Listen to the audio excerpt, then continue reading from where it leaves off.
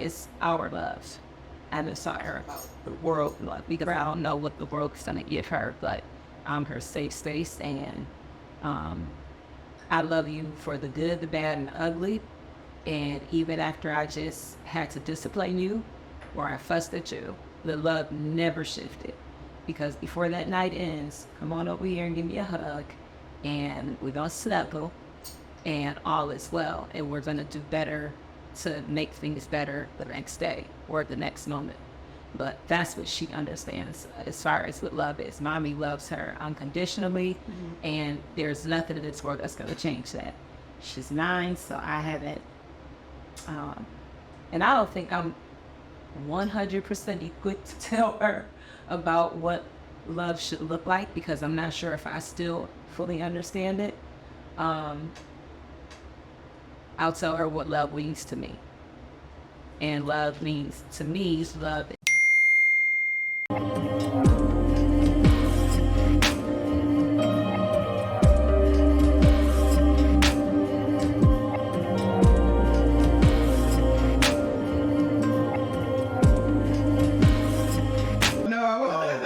A swimmer, like competitively, so like yeah, that was like a thing. You just gotta know at certain points you just dive into things that come out. But it's been another episode of Mental Health Monday. Appreciate you guys for pulling back up on us. Here with my host Jorie. What's good, man? How you doing, man? I love that we got this down. This is good. How you doing? I'm good. How are you? I'm good. Yes, There we go. Alice, tell the people who you are and what it is that you do. My name is Alice, and I'm the Director of Programming for Raising Risers. I help coordinate events for Raising Risers and to creating together to help support the youth and to their best selves. Yes. Okay, so you're a mom. I am a mom. What's the importance of being a mother? Being present, loving, and supportive. I mean, that's, if I had to sum it up, being and be a present parent.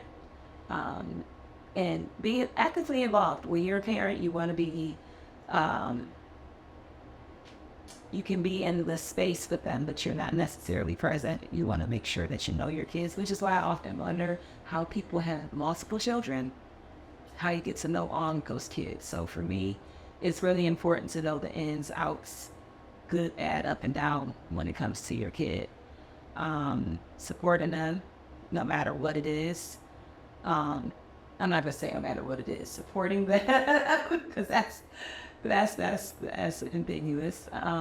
Just being a supportive person, just sounding board, the safe person for them, and just being committed. There's gonna be some hard times, and not to cry in the corner. Come back and do it all over again. Take a drive around the block. I guess so. Go to the mall. Then it come back. Go to the mall.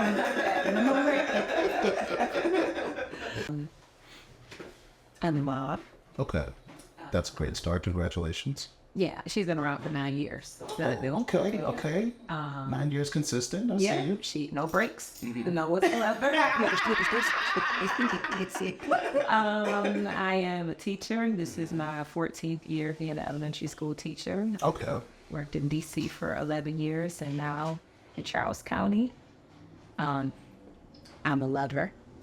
I love love. Okay. And, I have a passion for helping people. And I feel joy when I know that I've done something to make other people feel good. Okay.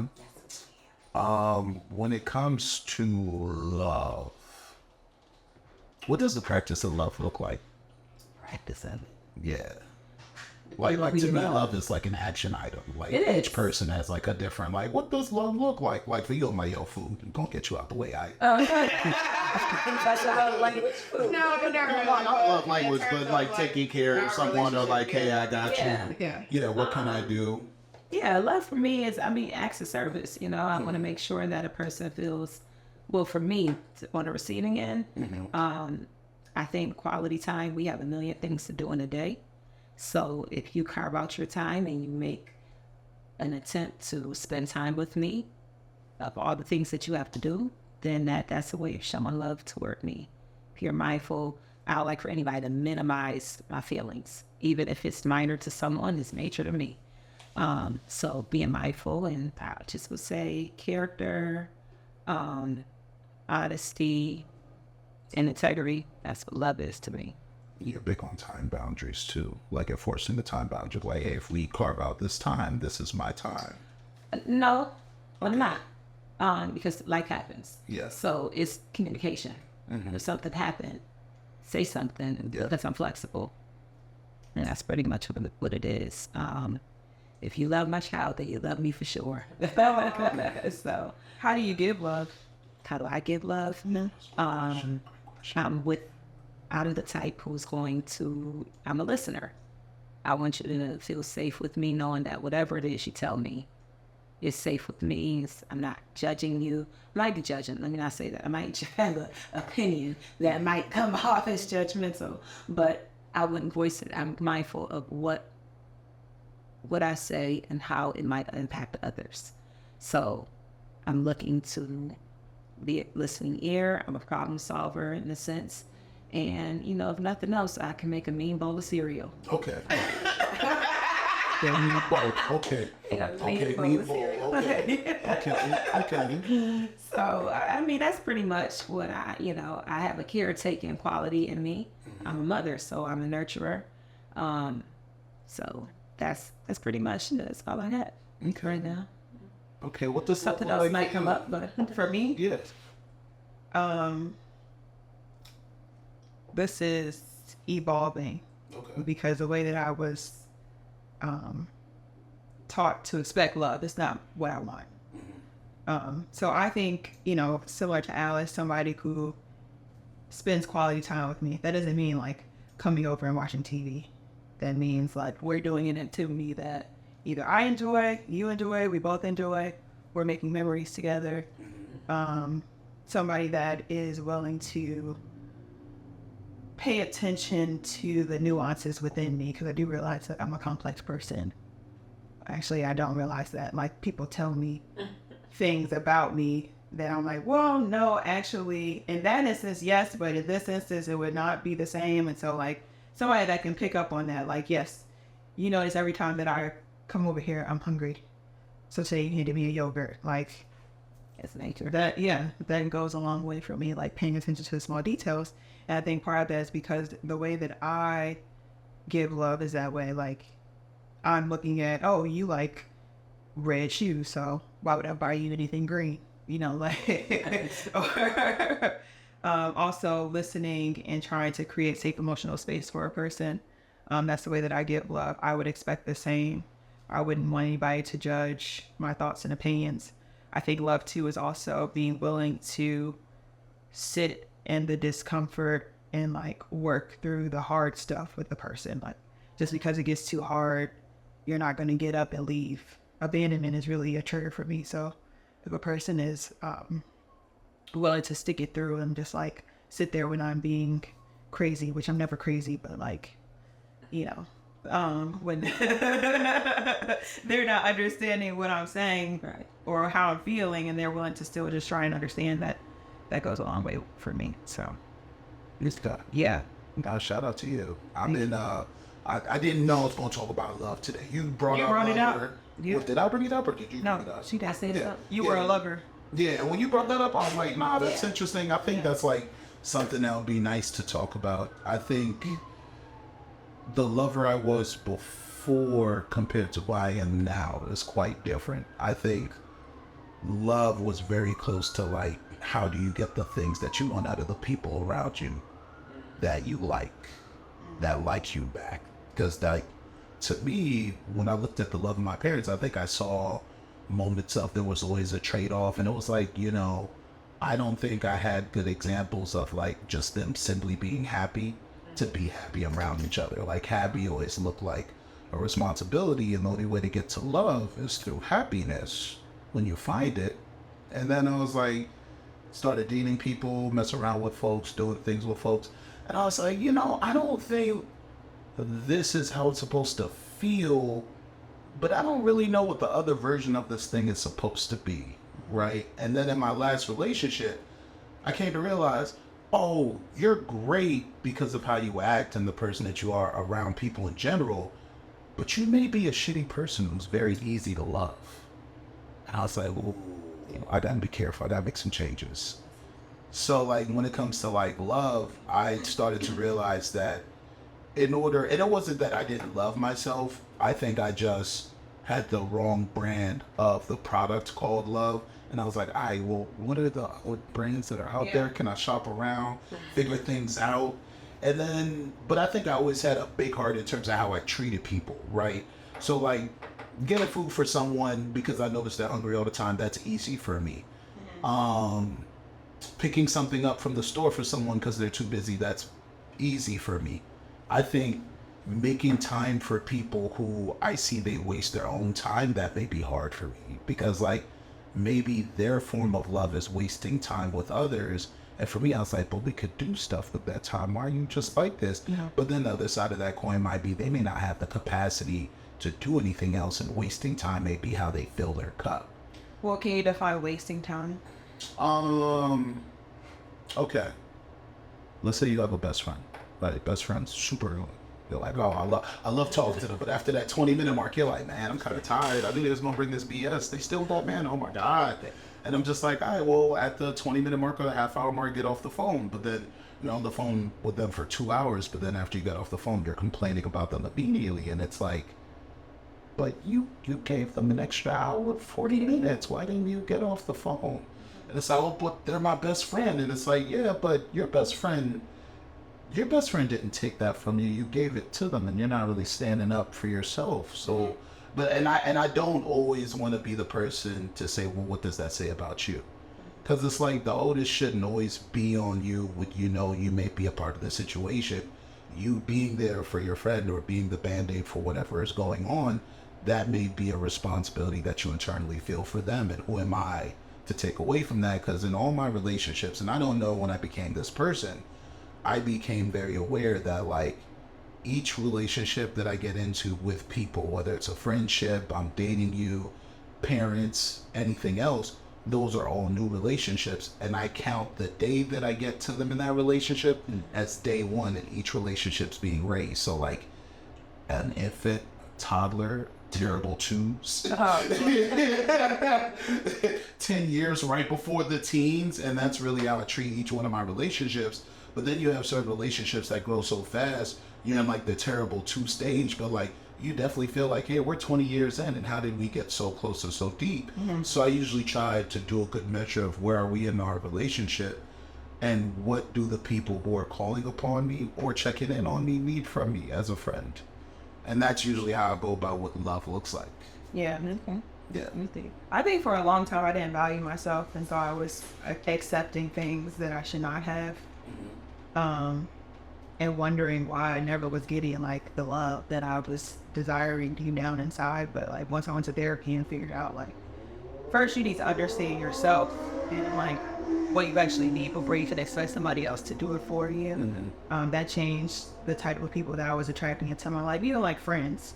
Like I met Alice after therapy, I met you after therapy, but you guys are probably the biggest supporters that I have in terms of friendships. All of my other friendships are more like I am the giver. I am the one that is like, you know, taking the lead. I am the one that is compromising. And so I think you are what you attract. And so people should just be more mindful of that. I think you mentioned something good by knowing who you are. You know what you know yourself, you know your value and your worth. Then you can identify what you want from somebody else. But I don't necessarily think it's somebody else's job to provide happiness to me. Like, I need to be happy within. And then if you bring some more joy to my life, that's great. Like, I'm ecstatic at that point. But I kind of had the same thing when I was younger. I think I know I had a lot of insecurities about me. But I certainly didn't think I was a nice looking kid at all. I had Jorie curls. It's way back, way back, way back. Is there anything wrong with Jerry curls? Absolutely. So Well, in the 90s, it wasn't popular amongst the kids. The way you just said there's something absolutely. at some point they were popping, and then it stopped. I still had it. Or you continued the trend after the Yeah, stuff. and it stopped, and I hated it. Were they the drippy Jerry's? Yes. Oh, Yeah. oh, you had the classics. The classic, Okay, yeah. I got you, You know, I at a got certain you. age, I had the classics. So, but here it is. So that was that, and then, you know, I always had my father in my life, but I think the fathers sometimes in different cultures, and my father's from Barbados, so you know, not giving me the game. Like I saw him in his game, I'm like, he is and I love the pieces. He's one of my favorite people. But as a kid, I saw how, you know, he maneuvered with women. And I would hear how they weren't, I don't want to say they weren't allowed to ask questions, but it was an unspoken, man, I asked me any questions about what's going on. Either you want me in this position or you're not. So, in knowing that, I grew up not asking questions because I didn't want to be that nosy girl. So then I cut myself short because I don't know enough about you. And by the time I'm just observing and I'm looking, but I like to hear your words because somebody would, I want to dig deep into your words and what you're saying. And I would never say anything because that was an insecurity with me. I wasn't allowed to ask questions. I knew, with my father being the example, these women, I don't ask questions. So I did it. And I didn't get what I wanted. I could have gotten better. Better quality of men. Or a better version of myself if I was able to ask questions. And then I wouldn't have to worry about the riffraff that I dealt with in the first place. So in knowing that now, I'm not being considered nosy because I will ask you 21 questions. And if you don't answer them, that's fine. But I might ask again, and when you don't want to answer it, then that's a blocker. Like we're not able to go through and this whatever it is because either you can't carry the conversation or you're unwilling to answer questions. So that's not cue to exit.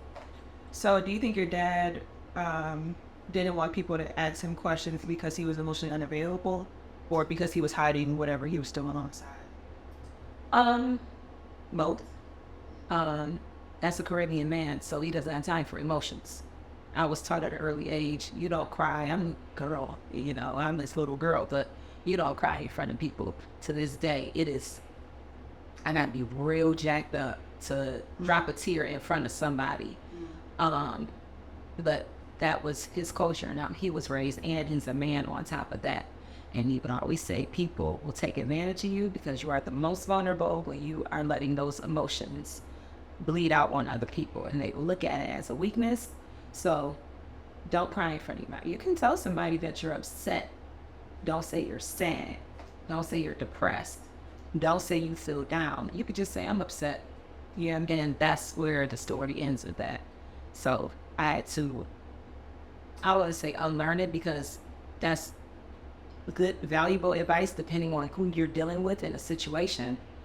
But in a relationship, if you're trying to build and grow with someone, you have to let those guards down and show vulnerability because he was raising me as if I was a boy, I think, and not a lady. Yeah, and my mother, you met her, she's tough as nails. She's the first girl after three boys. After three boys, she comes from Southern. My grandfather is from Memphis. My grandmother's from Jackson, Mississippi. These are Southern folks, so emotions, absolutely not. Yeah. And then she is the first girl after three older brothers. She doesn't have a soft, gentle, feminine bone in her body. Outside, she does like to get cute. But, so I have my Caribbean father with that culture, my mother and that. There's no way I was going to be soft and delicate. It just wasn't going to happen. So at this point in my life, I'm reflective and I've pulled back the layers and I can say, well, I don't think a man wants a manly woman. Or he might. Man I want doesn't want a manly woman. So I feel better about saying and expressing how I feel, which turns into me asking the 21 questions. Yeah, so I had the same experience. Like my dad, he kind of views women as weak or like just trying to get something out of a dude. And so he didn't want me to be a sissy. He wanted me to be Not a girl being a sissy.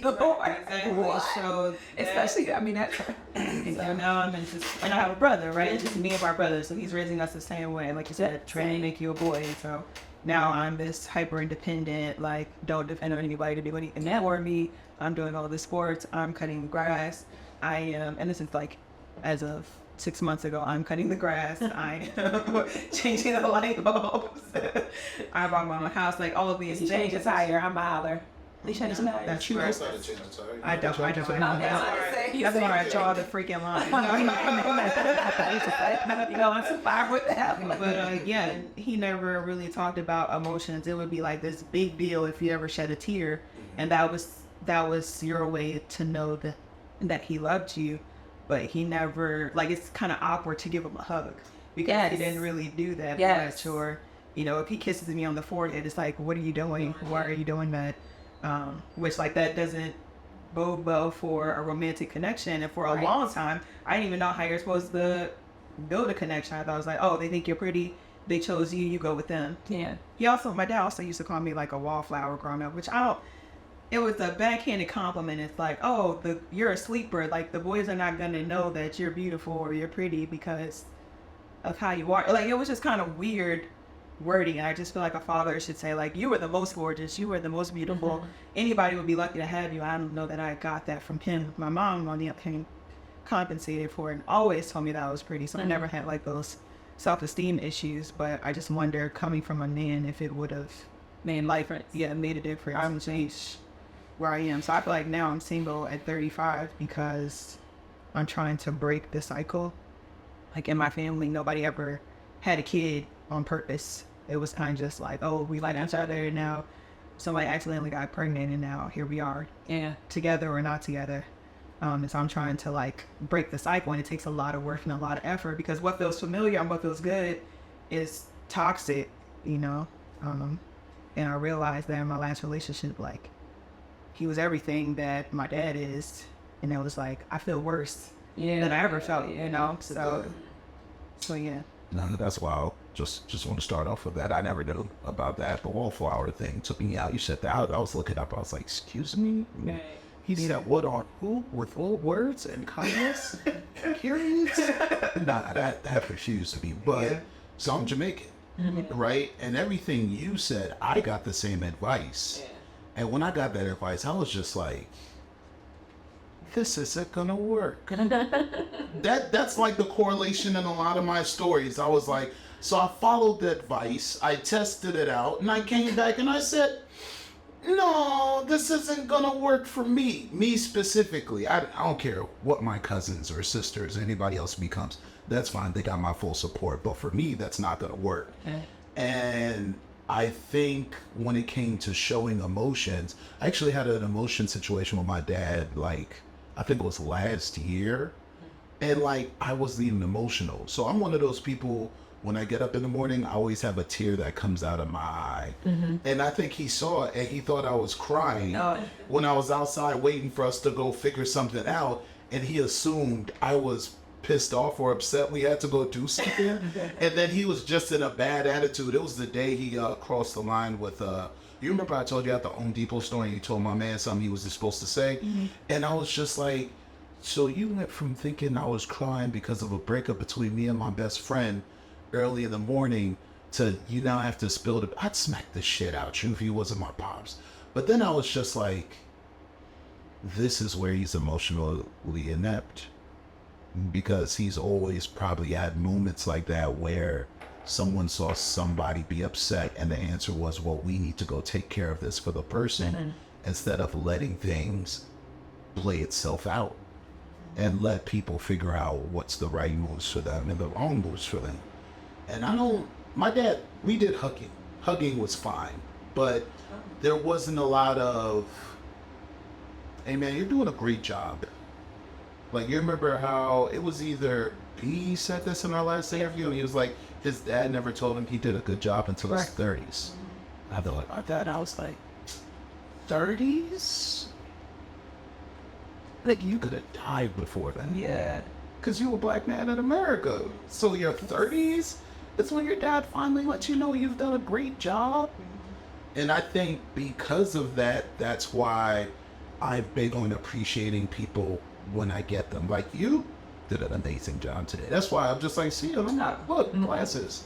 Look at the outfit. Look at the colors. Look at the blend. The hair. Good job. For you, just, you already know what it is. You don't get it every morning. It's just not even a question. Even when I'm not here, you shout me out. Yeah. And it's like, I think that was always instilled in me a very long time ago. And some folks was like, well, you suck up quite often. And I'm like, no, I'm just honest. If they don't look at it or they don't doubt it, I don't speak on it. And if they do, they get the compliment and I keep it moving. Well, why are you doing the thing? And then it's like, well, why does it bother you that I'm doing what I'm doing? And they brighten their day or they feel appreciated and they kept it moving. We don't have to talk anymore after that. I see something, I like something, I say something. Hey, great job. That probably took a lot of work. And I think that's why on the jealousy aspect, if I'm jealous of people or I feel like a twinge of something from what someone accomplished, my thinking is first to go to, I wonder how much work did they put in to get there and to accomplish what they had for things to fall into place that they are, versus, well, why can't that be me? I'm very aware why that's not me yet. They didn't put in work, and when I started to put in work, things didn't come together, and that's okay. Do I wish for better? Sure. But it's like, the amount of work and sacrifice people make, you'll never be able to see the receipt, even if they tell you the story. Yeah. Yeah, and I think that's a form of love for me too. Love is understanding how much prices are paid well before people get in the womb or get to see what's happened. I bet that's fine. Just cellular data, yeah, we're Gucci, man. I just think people need to be happy with, like, their situation. Like, I've never been a person where I was like, oh, I wish I had that, or I wish I was like them, or I never even idolized celebrities. And I feel like everybody needs to just be happy with you and your best. Like, okay, I'm doing the best that I can do, and it's got me here, and that's great. Like, I am a pediatrician in Southeast DC. That's what I want to be. I don't need to be a pediatrician at Mayo Clinic like that, or a surgeon or a millionaire or Jeff Bezos. Like, that just is not my path. Everybody has a unique path for a reason, and that's what makes the world go round. Because if we were all the same, then that would look very different. Yeah. Or an iPhone. Yeah, but for you that works, but for other people, they may need that incentive. They may need that form of drive to get things done. Like for me, the way that I work, like I obsess over my failures, but I actually sit with them and I talk to them and be like, hey man, so how did we get here? Like, did we fail a long time ago, or did we just make a mistake and we believe the mistake was the right answer and that's how we got here? So like for me, like jealousy to me is like, I love a good cup of jealousy. Like, look at you go be jealous. But like, there is something that's tainted about, all right, well, since I'm jealous, I have to do all these things to that person or hate that person. And it's like, no, it doesn't have to be something that's negative. I see the negative emotions that jealousy comes from, don't get me wrong, but it doesn't, whatever it's born from isn't what it has to continue being once it's there. Yeah. And I think that's how I like usually approach stuff. So like, for example, when you were talking about asking 21 questions, in a lot of my relationships, I think some of my best relationships were the people pushing you with 21 questions. But like, I was very upset in that relationship for 2 years. Like, why are you asking all these questions? What's up with you? Like, I'm just me. Why does everything have to be a source? Yeah. And then when I realized that they wanted what was best for me and that they were trying to understand me, I think that made me want to hang in there to see where does this go. Because I'm just like, all right, if this person is asking me a question and it is so annoying that I just want to peel my skin off, obviously they see or feel something that I don't see, and that might be something about myself that I'm unaware of.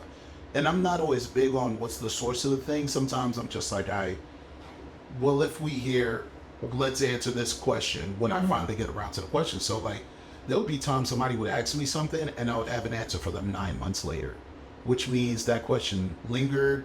I thought about what's going on or how it got there.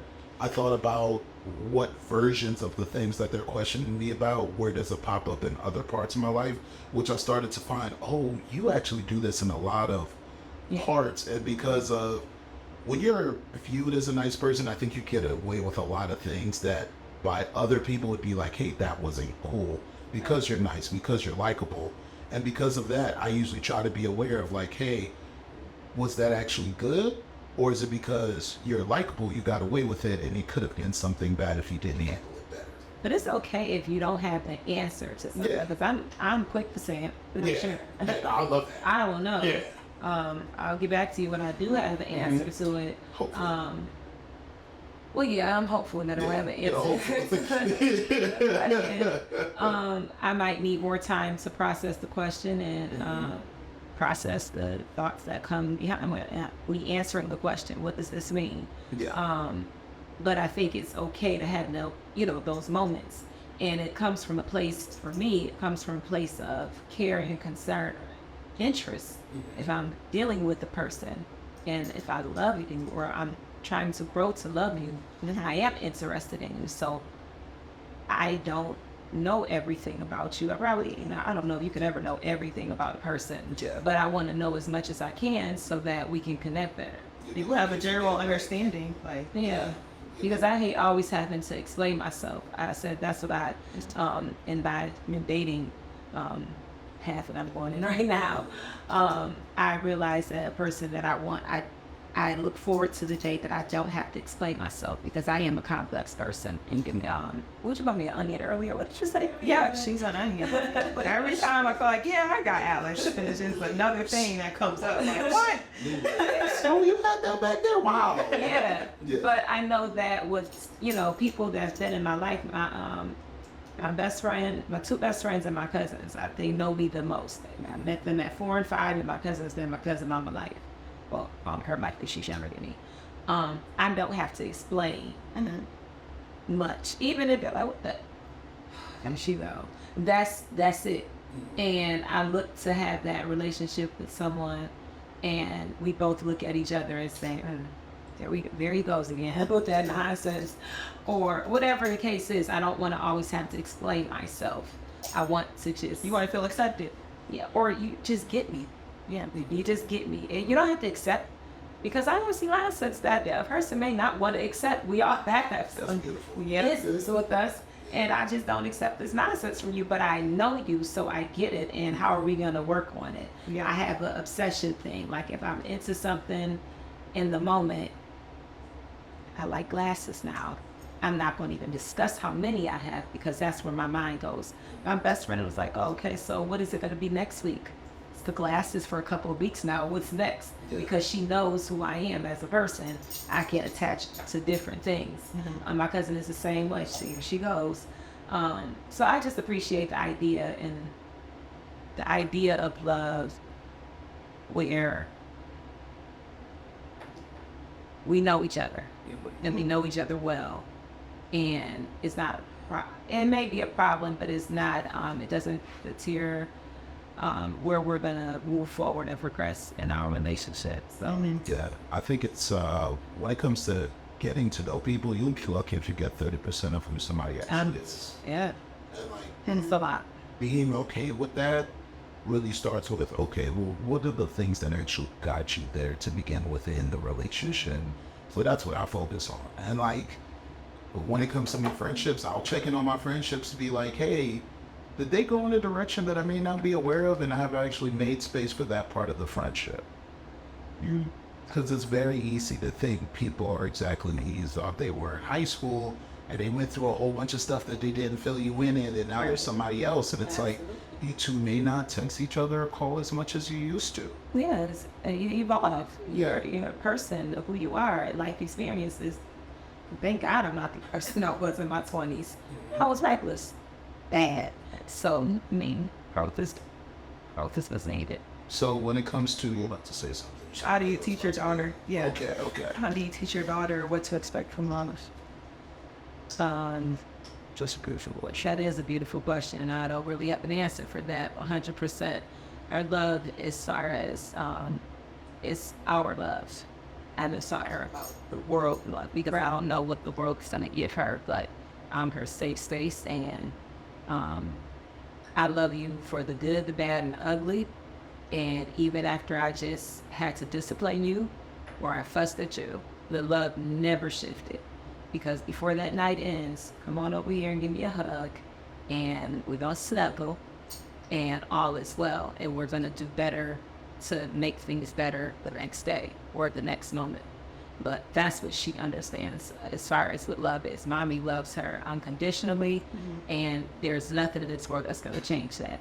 She's 9, so I haven't, and I don't think I'm 100% equipped to tell her about what love should look like, because I'm not sure if I still fully understand it. I'll tell her what love means to me. And love means, to me, love is unconditional. Not conditional. Even if you're angry, it doesn't fade. Yeah. And when you truly love someone to the core of you, even if it's a relationship or even your family, for me, about other people, it never goes away. So if I ever have loved you, I may not like you anymore, and I may not want you in my space, but the love in my heart for you never leaves. Yeah. But that's just for me, because that's not always the case for everybody. Yeah. But I think true love, it never fades. So, Can we get into the riffraff? into the riffraff. I was gonna say, I just want to say, Oh, go I ahead. think love is conditional, but I think it never fades. Okay. Yeah, I don't think love should be conditional. I agree with Alice. it goes. Maybe that's my main thing. Triggers to get. Yeah. Yeah. So, your daughter's father. Bless his heart. Neither. Second time. Last week we have the same situation. Girl that did him bad. Yeah. Well, I will say I'm a person that take accountability for my role in things, because that's how you grow. And I remember before I had my daughter, I had broke up with somebody that was near and dear to my heart. And, I would go to the gym, doing things to get myself out of that sadness that comes from a breakup. And I met my daughter's father, and I felt like he was, I didn't have googly eyes or anything, but he was cool. And he's like, if you bring him in a room, you're gonna fall out laughing, because he is hilarious, very talented. He's a good person in that aspect. And we did have a very long courtship, and it was real quick. That's what I'll just say. It was real quick. And by the time I found out I was pregnant, I was so over him. I remember, I'm so excited I'm having a baby, but oh my God, Lord, what's gonna happen here? So before, I don't even think I was a full 8 weeks pregnant, it was over. And when I say it was over, everything was over. Like, I didn't hear from him much. And it was bothersome. It bothered me because of responsibility. Now, I know I've been reckless in my life, but overall, I think that I'm a very responsible person. Yeah. I fall short in some areas, but I'm responsible, and I just can't imagine what would make a person have a child, or, if this woman is pregnant with your child and you just abandon the situation. So fast forward, I have my daughter, and I didn't call him the day up because I was so through with my mother. Everybody else called him. He didn't respond or anything. So maybe it was a month or so later, I'm like, okay. I called, no response, and I ended up doing the whole child support thing, and that just finally came through about 1.5 years ago. But I would say with him, everybody is not have the capacity to be a responsible person. I despised him, not because my feelings were hurt, because I didn't love him. I despised him because I'm just thinking about my father earlier. My father is like my favorite person on this earth. You can't tell me nothing about Tony Dial, and if you try to, you're gonna get your feelings hurt. And because I love him so much, and I value our relationship, and it has evolved from me being a little girl to a mother. I can't imagine not having that with me, and it makes me sad for my daughter that she's missing out on that. And she sees it because she sees it. You gonna call Papa? I know Papa's one of your favorite people. You know, she'll say things like that because I say that. And I know that she wants that too. So that's where if and when I had anger toward him, it was because you abandoned an innocent person and you're just irresponsible, which brings me to how I was raised. And I tell my students, you are a representation of your family. So when you are irresponsible, when you are unkind, when you say mean things to people, when you don't do your very best, you are saying that this is what's accepted in my household, and this is how someone raised me. And I don't like to speak ill on anybody's parents, but there's always that but. Based off of how I think, your family did a piss poor ass job, and no other curse to you. Okay, a piss poor tail job on raising you, because either you were never held accountable, because that habit doesn't just develop. You didn't just wake up one morning and decide to be irresponsible. That was something that has been in you, and it's been allowed. So you've mastered that skill, and that makes me look at his upbringing. I don't know, to be honest. Something you must have been raised by a pack of wolves, because how are you like this? And unless you have some sort of mental health disorder, which I'm not going to throw that out, could be. And that's still bad because your family didn't address that. If you see something going on as a parent, you see something in your child, you have to address it. You can't ignore it. So either there's only one idea that I had in my mind: you're raised, and we were raised for, and nobody addressed your challenges. If it was a mental health disorder, right? Let's just say, what you tend to find, and what I'm finding to be true in a lot of research and conversations that I have with a lot of folks that have come on the platform, is a lot of things tend to run in people's families, and everyone in the family in general has ignored what's going on. Yes. And then when whoever it gets to, it becomes a problem. It's, oh, we saw signs of that, or, oh, we dealt with that. Don't you remember when so-and-so did this for so-and-so? This is how we handled it. And it's like, yeah, but you guys handling it doesn't mean that was the best version, or that had the best intentions for the people that had to deal with that person that didn't know what was going on. Right.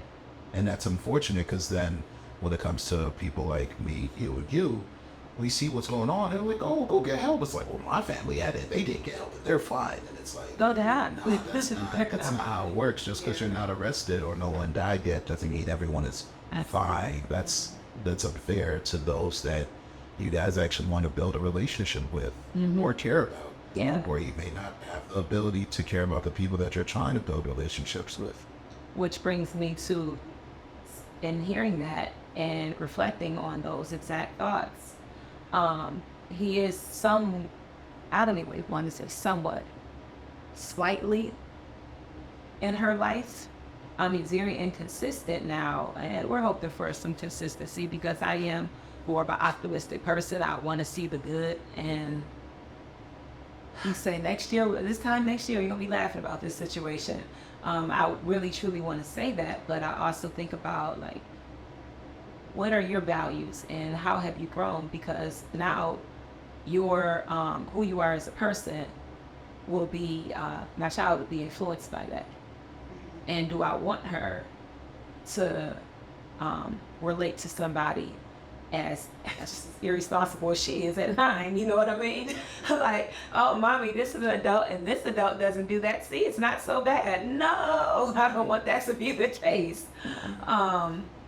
It's a interesting dynamic, and I used to feel resentment toward him because Anybody with kids know that those babies are, they can be very hard.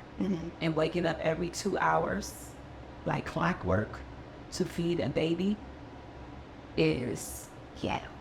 It is a nasty work. It's bad. It's just, it's bad. And I'm like, how do you just leave somebody in the midst of that and you go carrying on with your life? Like, everything is okay.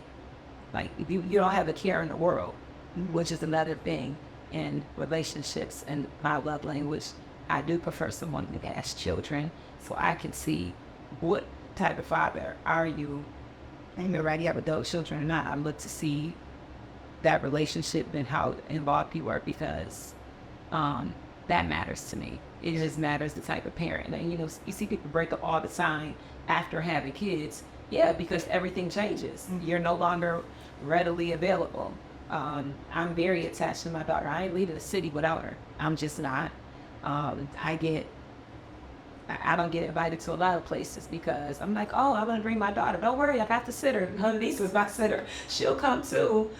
She'll be in another hotel or nothing. Nope, I'm not going. I don't want no kids.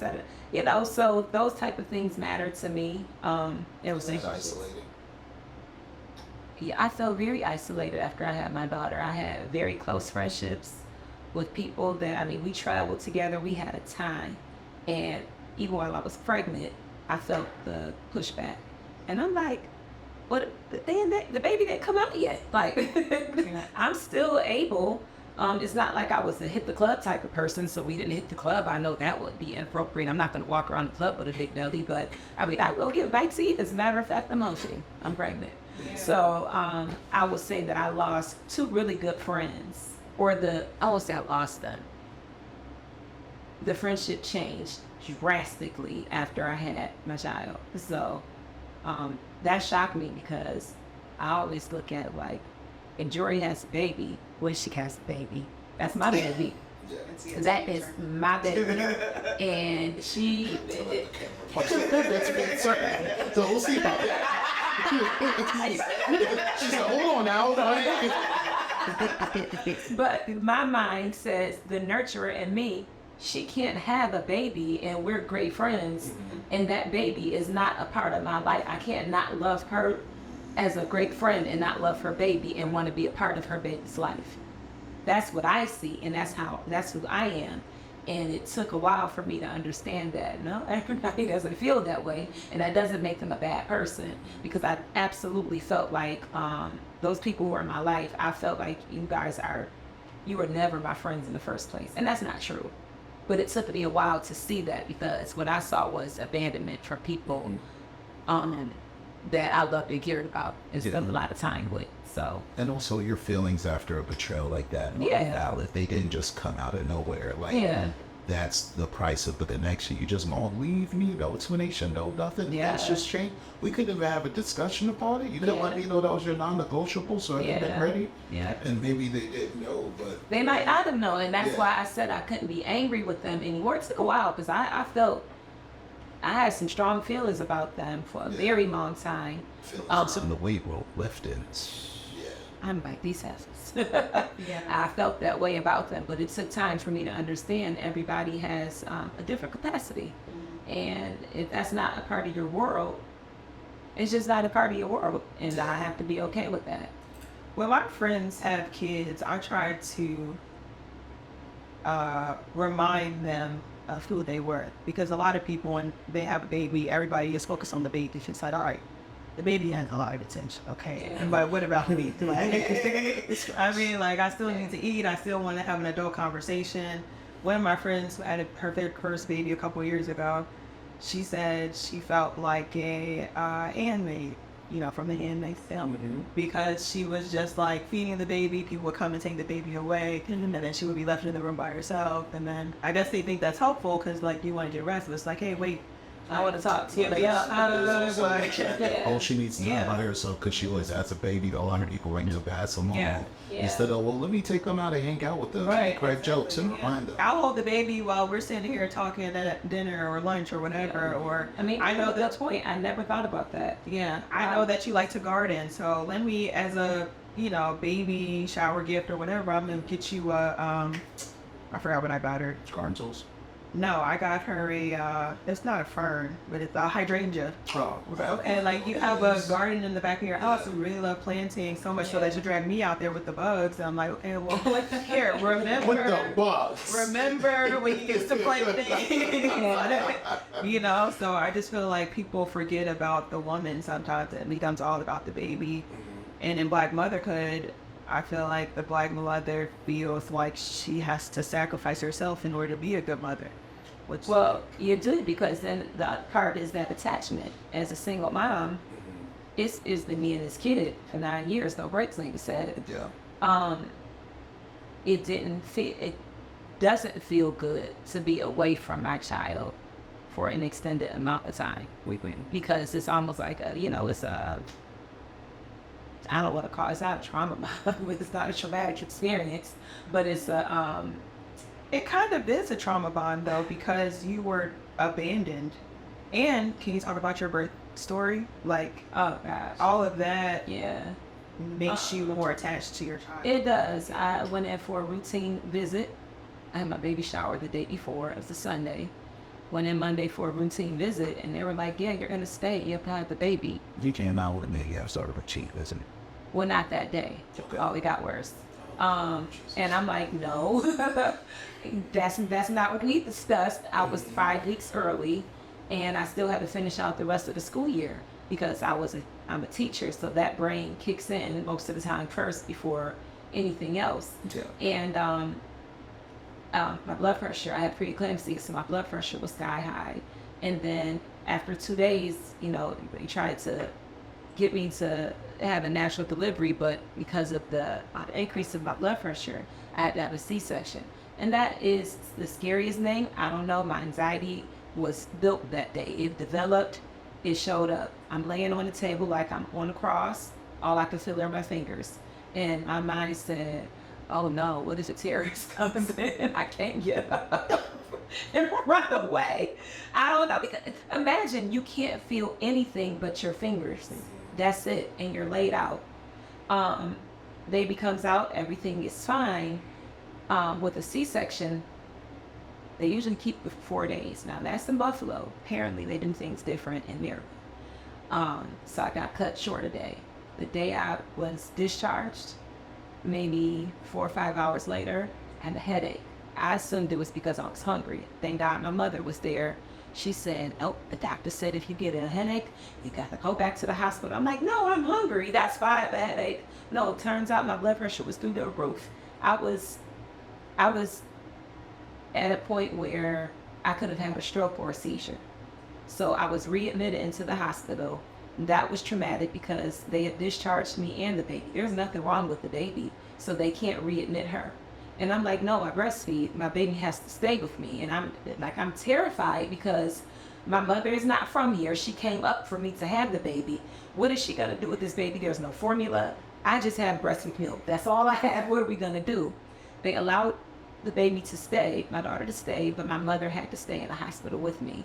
So for 7 days, my mother's 66 years old, has to stay in this uncomfortable hospital, no extra bed, just a couch.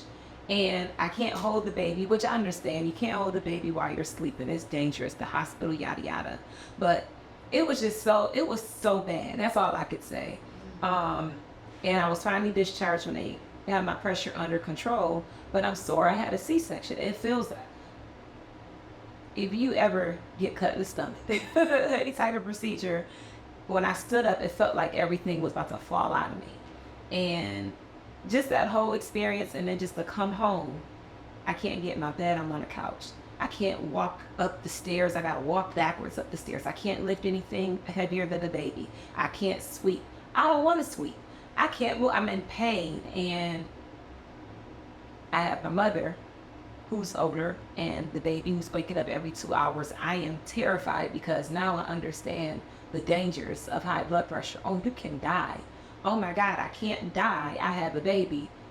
That, and then this sucker left me, not me, but he left the situation and there's no help and I'm struggling.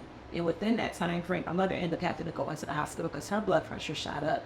Why? Because nobody's getting sleep because the baby is not sleeping. It was terrible.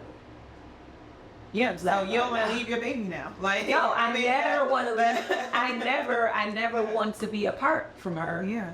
And it's an emotional attachment, so it doesn't feel good to be gone for too long. I looked at my watch a couple times because we've been gone for. We've been apart for too long, and she's the same way. We don't have to be in the same space in the house, but just knowing that the other person is there is enough. That's a lot. And I can see how, maybe somebody that you're pursuing or is pursuing you is like, that's a 7. But that person has to understand that's a trickle effect of being abandoned by the person who helped you create that baby. Yep. Like, Yeah. No. I'm a C-section, baby. Separation anxiety. You guys are all on the same day. Did you guys know? Oh, This the woman on board up? Hello. hello. Makes sense. It all makes sense. Okay, Nice got to it. meet you. I got it. Wow. Just 13th. I see you. 13th, yeah. Wow. Yep. March. Yep, there we are. All right. Okay. Wow. In the same room. Here in the Never same- once connected. Just wow. Yep, there we have Oh, it. that's a good drop. That's a There we good go. drop. There we go. So, Yeah. that's the girl Pisces that was feather in here. Yeah. Oh, we all understand each other. They got it. No, I have a lot of Pisces, so I don't understand. I actually don't get along well with Pisces. I can say that. Yeah. Not that There's a couple exceptions, yeah. But like in general, like I have great distant relationships with Pisces, but not a lot of great close relationships with Pisces. I think we're peculiar people. Yeah. Yeah. And with that, That's a big ocean. it is. So it takes time. Like it took time for us to get to where we are because I was unsure. Both of us were like, you gonna go first. You are.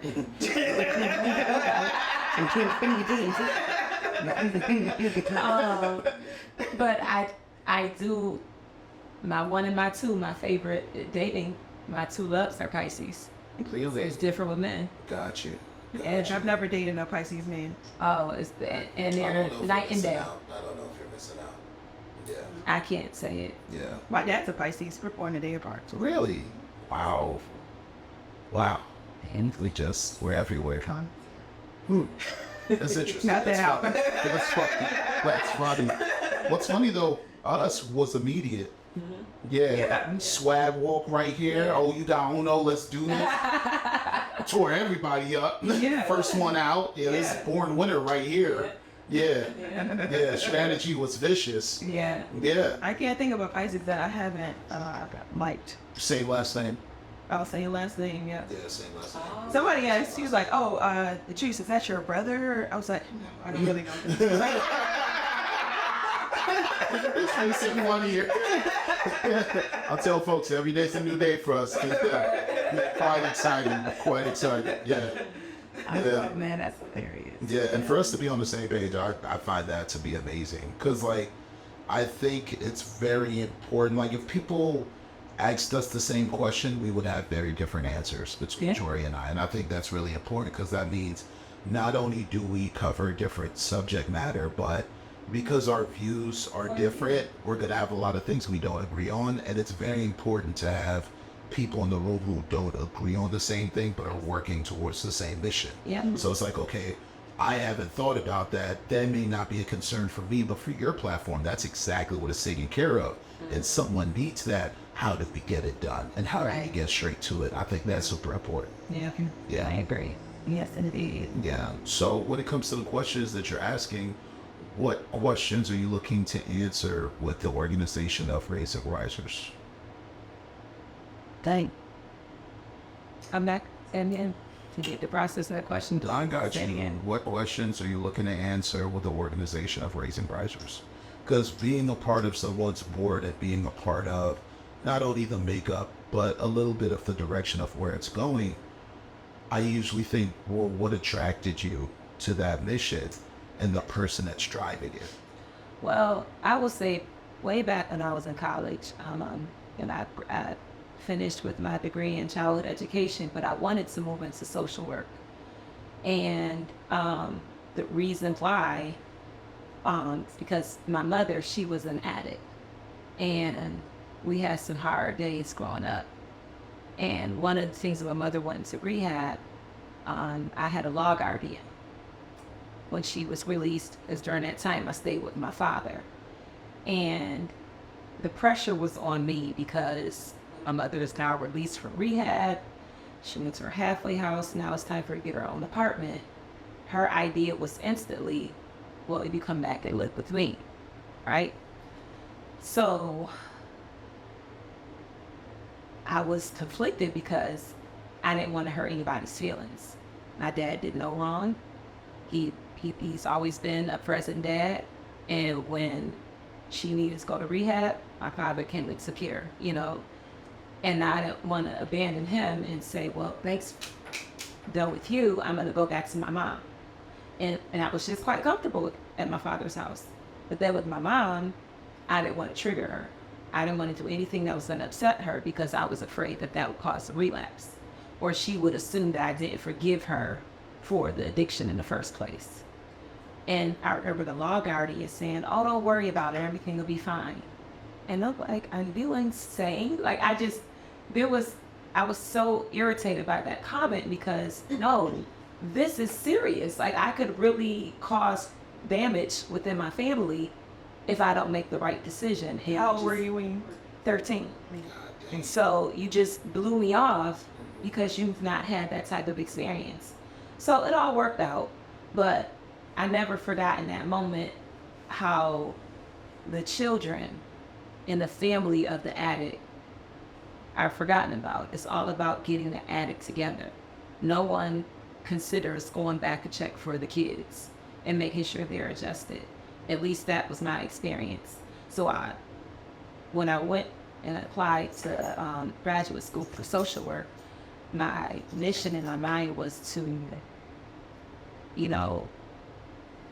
reach the youth, and the youth that came from trying times, difficult life experiences and family trauma. And because I definitely could have been a statistic. Me and my brother and my sister, my mother, she's a single mother of 3. We have different fathers. We grew up in projects. It was written that we should be a bunch of worthless people right now. We should, be impoverished. And by God's grace and mercy, that's not the case. But I know that's the case for so many because we weren't the only family in the projects that had an addict as a parent. And they turned out exactly as what most people would expect. So I always had that desire in me to reach out and help wherever I can. And I'm going to speak for girls because I'm a woman and I was a girl when this happened. So I think that times are different, of course, but most times you can relate to somebody who's had that experience as well. You're more willing to open up to a person who's been down that road. And it's great for them to be able to see an example of someone who's been down that road and can come out of it, sight unscathed, and, become something, pretty decent in this here society. So that was always something that I wanted to do. However, I ended up teaching, which I'm still the pastor, the counselor, the therapist, the doctor, the nurse, and everything else as a teacher. So I still embody that whole social work experience, but I just wanted to reach out more and be really dive into that experience even more. So when Jorie mentioned her nonprofit organization, I'm like, yeah, that's it. That's it. This is where I'm looking to answer the questions as far as what can I do to get out of this? How do I get out of this? How do I not let this determine my future? How does this experience keep me from, help me to thrive? Because you can take bad experiences and that can be your motivator to do much better. So, Wow, Alice. When I recruited you to be a part of Raising Risers, it was like, we are very similar. We have the same goals and mindset. You're a teacher, so you work with kids. You understand what I'm seeing. But I never considered how deep it went for you. Like, you were the kid that I'm trying to help, yeah. And for me, Raising Risers also is kind of like my parents were the kids that I'm trying to help, right? So, yeah. Yeah. High five. Thank you. All right, let's talk about right there. Love it.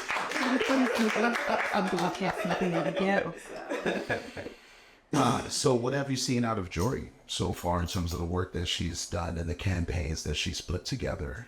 Well, Jorie is very organized and calm and very intelligent. Like, Thank you. That goes without saying. The idea that she's a doctor, she doesn't have to, right? And that's my poor. That's me having this idea that because you're a doctor, you're separate from everybody else. I don't think that anymore. No, yeah, but the doctors, I see it. a lot of the doctors that I've encountered, they're happy doing their work in the community as doctors. That's it. And that's it. It feels good in that moment. Oh, I help these poor children, but that's not where it stops for her. It's obviously a passion, and you said that you're trying to heal people like your parents. That says a lot. I mean, you come from a very intelligent mother. Yeah, tell me that she's the smartest. She is, and She overcame a lot too. yeah, right. And to have that experience and still want to go back, that's admirable to me, because usually when people make it out or they didn't have it as bad, they don't see it.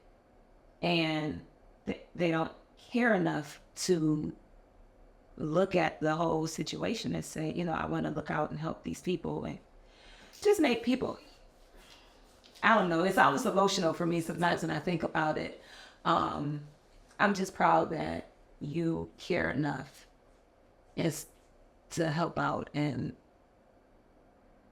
motivate the youth to be the best that they can be and provide the resources and the work you do. I mean, you do a lot more than I could manage by myself, plus your job as a doctor.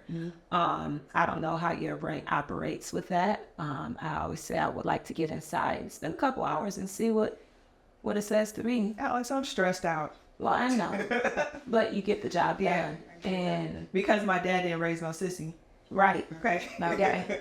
And that's how I'm like that. I know. That's how I've been programmed. Right. But yeah, so I feel motivated by your drive and your determination. This morning, I was upset. I overslept. I hit snooze. I didn't hit snooze. I hit stop. And I felt so bad that I disappointed. And I was like, I had to show up. I'm like, I gotta fix this. How am I gonna fix this? Yeah. But when I'm having a slow moment, just the same way you said with Paris, when I hear your voice and hear what's going on, I'm like, I gotta get back on top of that. I'm late for my bio. I realized that today in the midst of what's going on. I didn't get that done. But her motivation overall is something to admire and it's something to look up to. So, Thanks. what more can I say? Round of applause. I was quite shouldn't get that out the way I wanted to, but I got it. How do you emotionally manage yourself with everything that's going on? Right. Yeah. So, I went to therapy and that helped me emotionally manage the basic, like do my job, manage relationships, manage disappointment, manage or unlearn the things that are not constructive in the way that I was raised, right? I'm getting to a point now where I cannot manage the additional stress of like having a business and the ups, the downs, the trials and tribulations that come with that. So now I'm getting back into therapy to try to figure that out. Some of the tools that I've learned in therapy are like the cognitive distortions that I learned and picked up as a kid. Always reframing it. So like, you know, your friend was supposed to help me with the van and he didn't show up. And so instead of saying like, oh, he ghosted or he just doesn't want to help me, I'm like, okay, I wonder if his kids are okay. Yeah. You know, maybe something happened. You remember my reaction? Your reaction, First yeah. told me what happened. And you challenged me to keep my better reframe. I didn't go when you done me. I could immediately go to where you go. Oh my Something God. got right? Just think the devil on my shoulder. No, I'm going to like show some empathy. Yeah. Or like, you know, he didn't come yesterday. It's like, okay, well, he just doesn't have the capacity to do it. I don't take it personally. Or it would have been like, oh, you're a horrible friend. Like Alice said to her friends that have been in her when she was pregnant. It's like, yeah, you're dead to me. I don't have anything else to do. Yeah, you have that in you, Rory. I have that. But I had to unlearn that where it's like, okay, I won't put myself out there. That's one of the things, you know, you're like, I wait for somebody to reach out to me, but I'm not going to keep like overextending myself to get let down or rejected. But I'm also not going to slam the door shut. That's as far as I've come with that. And it's been helpful because I've maintained a lot of relationships. It gives me the opportunity for people to come back and explain themselves. Okay, Alice didn't show up this morning after I got up earlier than I normally would on a Saturday. I locked the door for her so she could get in, and she didn't get in. And then I would have been like, she's off the board. But but no, like I answered her phone call. She said what happened, and all I could do in that moment, because I was very annoyed because I woke up earlier than I would on this Saturday, I said, okay, just want you to know, you're not going to get the best version of me right now. Just give me some time. And so we worked through it, and eventually we got back to where we usually are, but it was just like communicating. I think that was also part of my therapy. It's just like communicating what I'm thinking, what I'm feeling, so that we can have a positive discourse that resolves the issue as opposed to me holding a grudge silently and expecting you to read my mind. Yeah. So when it comes to get home safe, right? I've ran this campaign because it's really a campaign that's become business for about 6 years. A lot of people have disappointed me in that time, right? And what most folks tend to do, and they're not wrong for doing this, is you gotta cut them off. You in jail? What was it? Monopoly? You go to jail again? Yeah, right. And I came to realize not only can you not take things personal, but how much of the people who are pissing me off or disappointing me is my fault because of the decisions that I'm making. Right now, when I tell you or give you advice, hey man, it's time to let them go, we gotta go on to whoever's next. It's because you, as one person that's running a business that has 7 moving parts, you only have so much time to give to those parts. And if you give time to the people that are disappointing you, or the people who are letting you down, or the people who are good resources for one person but a bad resource for you, that builds up privately in your private time. When you finally have time to be alone, that it's, why is this one thing not working? Or why is this one person not being what everybody tells me that they are? And that's really important because, like, as someone who runs a business, you don't really find a lot of moments of peace. Right. So me being your friend and me being your partner when it comes to a lot of stuff that you have going on, it's my responsibility to be like, hey man, kick them overboard. They don't get to be on the friendship. And when they hit you back up, hopefully they hit you back up with a better behavior, or they hit you back up with a better work ethic, or at least communication. But as long as I could mitigate those things that could become problems in your private life, or become things that you linger on, it'll be so much better for the things that you're able to do and really have time for emotionally down the road. Yeah. And I know this from 6 years of experience. Yeah. Otherwise, I'd be like, we could love everybody, but you can't. Even when it comes to work of mental health, like last night when I was at work, this young lady who's a captain for a cheerleading squad for the NFL came to talk to me. And, she now calls me Bessie. Been coming to my establishment for like a year and a half to almost 2 years. amazing individual. Dopest. I'm like, I am always surprised when people are around me long enough to finally ask, what do you do outside of this? Because that changes dynamics. There's people who find out about the mental health and wellness work that I do, and they're attracted in a positive way, and they have a story that they can share with me. They know whatever story they tell me, I won't tell the world unless you want to sit on camera and talk about it. And then there's other people who are the negative side, where they find out about what I do, they appreciate what I do, and then it's, how can you help me? And then it's, why haven't you helped me yet? And then it's, oh, when am I going to be on the show? And it's like, guys, this shit that we do don't belong to you guys. It belongs to me. And I get to pick and choose who comes on and why the episodes come out. And when it's important, you shouldn't be starving to be on camera to tell your story. Right. You should be starving to want better in your life privately, or hopefully getting towards what better looks like, and using the resources and the stories that we're telling you to get there. And then hopefully you can share a story of how this has maybe made a difference on or off camera, but has it bettered you, or at least enlightened you in terms of what's going on with you. That's what this is. Yeah. So even for me, I have to be real stringent on myself. Like, you heard about how I am when it comes to studying for cloud architecture, Right. getting back to basics and everything else. So imagine how I am when it comes to the content and everything else that I handle privately. Yeah. I'm only one person. You gotta cut clips. You gotta make sure, ooh, that's a great moment. You gotta find the right clip to go with the moment. My partner had a critique for the episode of yours that I put out. She's like, if you would have shifted the women talking at this one point right here, it would have been much better. I was like, girl, I'm one person, and I was in a rush. Nothing was coming out in an hour. I was like, I put the clip up, and I was like, this is a beautiful clip, because like, at least people get to see your work, the critiques that you're getting. You should have been there when I was doing the edits. Yeah, that's why I try not to critique the episode when it comes out, because I didn't realize like you're doing this on the side. I mean, and it's like, it's not that I don't care less. I tell folks that I care a lot, but the most dangerous thing you could do is care so much that it becomes about the care and less about the work. And it's like, guys, if you want to get it done, sometimes you do have to put your care on the shelf and take care of what you need to take care of. Yeah. Yeah. And I mean, I think you've done a beautiful job when it comes to raising risers. Like, when you've told me about the events, the spaces, the amount of people that you've put in the room, I've never once heard you say how much work did it take to get the thing done. And I know that story is way deeper than just stuff in itself. It is, yeah.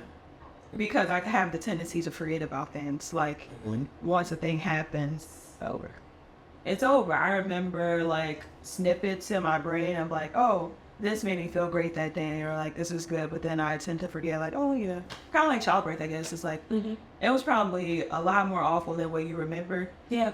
But you came out with a baby, and that's and so you would have a baby again because it wasn't that bad. That's kind of how I am about events. Like, my first event, I was like beyond stressed. It was like I had no help, zero. I didn't even have a board yet. And I'm sitting up here trying to talk to the venue, on Wednesdays, by the way, because I only get Wednesdays off, trying to coordinate with the venue, trying to get decorations, trying to work with this organization who's donating money, trying to hear them out because they're donating money, but also in my mind, like, that's not the vision. Like, so that takes a lot of mental energy trying to communicate respectfully to people and tell them, no, thank you. That poker face. Right, exactly. The person who helped us show the film, like, he generously didn't charge us a licensing fee. And so he, like, gave us the film and, like, came to the event, worked with the tech guy, like, just even coordinating with him, promoting it at work, trying to convince other people that they should come to this event because it is important. Like, it just... On the day of the event, we had paid all this money because the ARC requires you to have a usher, somebody else. Like, these are all people that are paid by the hour based on how long you reserve the space. And the people that we paid for were not there when the event started. So it's like, I could have had my friends actually ended up doing the job. Like, It's a whole mental health. right. So you remember when I talked to Peanut Boy? That's all. Yeah. So they're like, oh, I'm like, no. That you see how you could see it. You can feel her build. You can see her grabbing back and saying, "Actually, they didn't show us." And I'm like, that's That's the reality of what we do when it comes to the events, the people that we work with, the people we may have disappointed in the process. And guess what? I disappointed you because we had to get it done. I don't have time to apologize to you right now when there's 30, 40, 100, 200 people that are waiting for what we're putting together. And hopefully I get to remember after all the hats that I've been juggling in the last couple of months just to make this one thing happen for 2 hours. Yeah. What's most important to me is the feedback I get afterward. Like, you know, the girl that said, "Oh my gosh, thank you for doing my hair." We could tears. Oh, she wasn't in tears. That's an exaggeration. Oh, with them tears. You said tears. I remember tears. I know what tears. You said when I was like, I don't think I said tears. No one else tears. There was a girl that was crying the entire time because she didn't want to get her hair done. Oh no, I didn't hear that. Yeah, it was like a 5-year-old who, like, before they touched her, Little she was tantrum, crying okay. the entire time. But then afterwards, she was like posing in the mirror all day. Yeah. So yeah, but the girl that was thanking me, she wasn't crying, but like you could tell that she really appreciated that. You know, that's what I remember. I remember that feeling, and so that's what keeps me going forward. Or after the Black Boys events, like even you didn't even go to the event, but you just saw a little bit of the footage, and you're like, oh man, the fact that she's trying to, you know, bring Black men together and give them the space to speak their truth, like, you know. My memory, that's like a staple. Yeah, so I like the impact that I'm having, and that is what I remember that makes me keep doing these events. So, yeah. Yeah.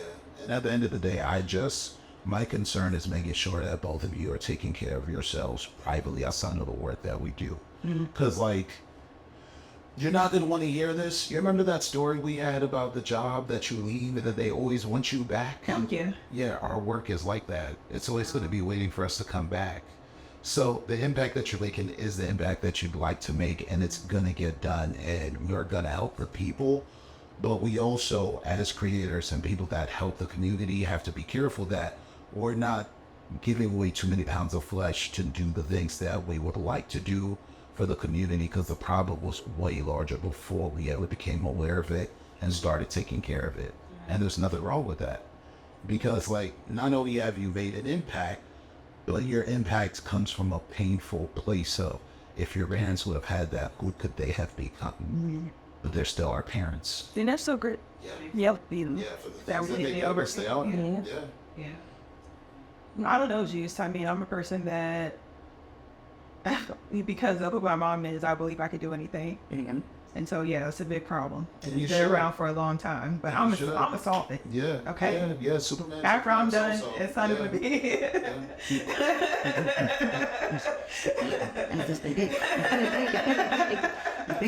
And that might be irrational, but that's why I wanted therapy. Hey, always gotta have a little bit of irrationality in us. I ain't trust me. That's what tries. Yeah. Yeah. Yeah, but so what's One piece of advice you would like to give to someone that's helping someone that's doing work with others in the nonprofit space? Find a organization that speaks to who you are, and then that's making sure that their mission that you are aligned, and make sure they have good work ethic, they produce something that's quality, and their heart is pure as far as what they're willing to. They're not looking to gain notoriety or money, or unless that's what your heart is looking for. It's just making sure all of that is aligned. And consider what value you may add to the organization as well. Being able to reflect on